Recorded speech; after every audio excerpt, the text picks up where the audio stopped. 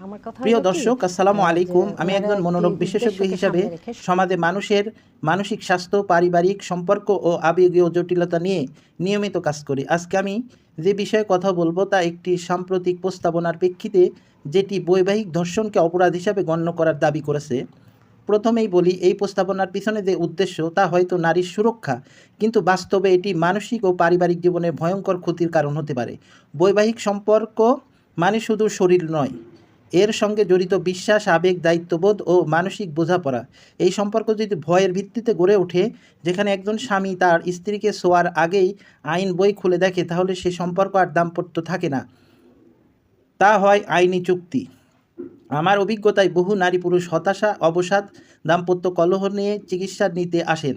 এই আইনের বাস্তবায়ন হলে এই সমস্যাগুলো আরও বাড়বে। একজন স্ত্রী যদি হঠাৎ করে রাগ বা মানসিক আঘাতের কারণে স্বামীর বিরুদ্ধে মামলা করেন এবং তার যদি হয় বৈবাহিক ধর্ষণের মতো গুরুতর অভিযোগ, তাহলে পরিবারে ফিরে আসার আর কোনো পথই থাকে না। সন্তানরা বড় হবে ভাঙ্গা পরিবারে, বাবা মা একজন আরেকজনকে সন্দেহ করে এমন পরিবেশে। দর্শক, আমি বারবারই নারীর মর্যাদা ও সম্মান সুরক্ষার পক্ষে, কিন্তু কোনো আইন যদি সম্পর্ক ধ্বংস করে, মানসিক আঘাত বাড়ায় এবং পরিবারের অবিশ্বাস তৈরি করে, তাহলে সেটা প্রকৃত অর্থে নারী বা পুরুষ কারোর জন্যই উপকার বয়ে আনে না। আমরা চাই নারী পুরুষ উভয়ের সম্মানের ভিত্তিতে বোঝাপড়ার মধ্য দিয়ে একটি পরিবার গড়ে উঠুক।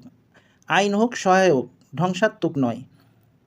আপনারা সবাই ভেবে দেখুন, এই ধরনের প্রস্তাবনা আমাদের সমাজে সত্যিই মানসিক শান্তি আনবে, নাকি আরও বিভেদ, বিচ্ছিন্নতা আর অবিশ্বাস তৈরি করবে?